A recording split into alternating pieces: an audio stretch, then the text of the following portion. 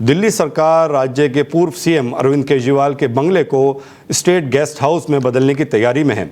इसके रिनोवेशन के लिए केजरीवाल पर 45 करोड़ खर्च करने का आरोप लगाया गया था। ये बंगला 6 फ्लैग रोड पर मौजूद है। अधिकारियों के मुताबिक बंगले के गेस्ट हाउस में तब्दील होने के बाद इसमें parking space, cafeteria, waiting hall, meeting room समेत अन्य सुविधाएं होंगी।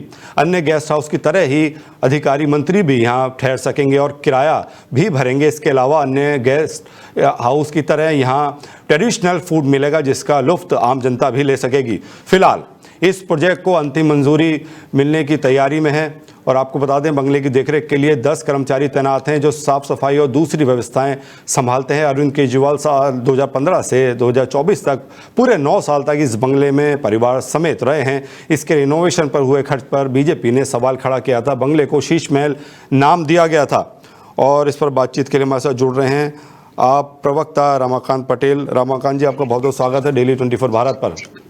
जी नमस्कार। अब शीश महल को गेस्ट हाउस में तब्दील कर रही है दिल्ली सरकार, क्या कहेंगे? वो दिल्ली सरकार का निर्णय है और जनता का ध्यान भटकाने का लगातार प्रयास है।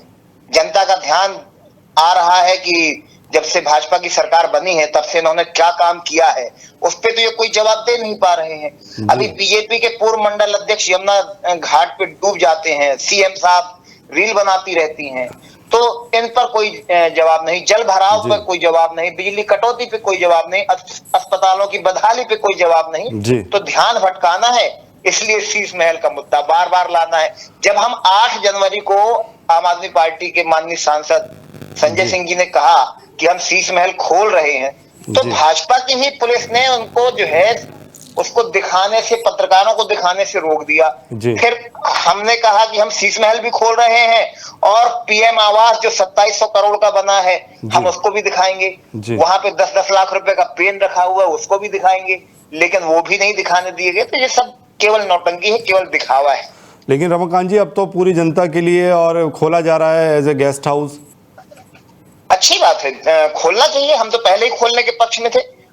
सीएम आवास भी खोलना चाहिए, पीएम आवास भी खोलना चाहिए और तमाम राज्यों में जहां जहां सीएम आवास है एक बार जरा वहां भी कैमरा घुमाना चाहिए पत्रकारों को। मैं तो ये कहूंगा, असली मुद्दों से ध्यान भटकाना है। असली मुद्दे हैं, आज इनकी जहरीली दवाई पीने से सैकड़ों बच्चे मौत की स्थिति में हैं, कईयों की किडनी खराब हो गई है और भारतीय जनता पार्टी के मंत्री कहते हैं कि वो कंपनी ठीक है, वो कंपनी के समर्थन में खड़े हैं।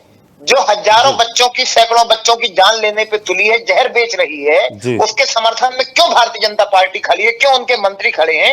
आज जवाब इनको ये देना चाहिए। और भाजपा के गजब नेता है, मुख्यमंत्री जी कहते हैं कि एक एकड़ में 180 कुंटल गेहूं उत्पादन करेंगे हम।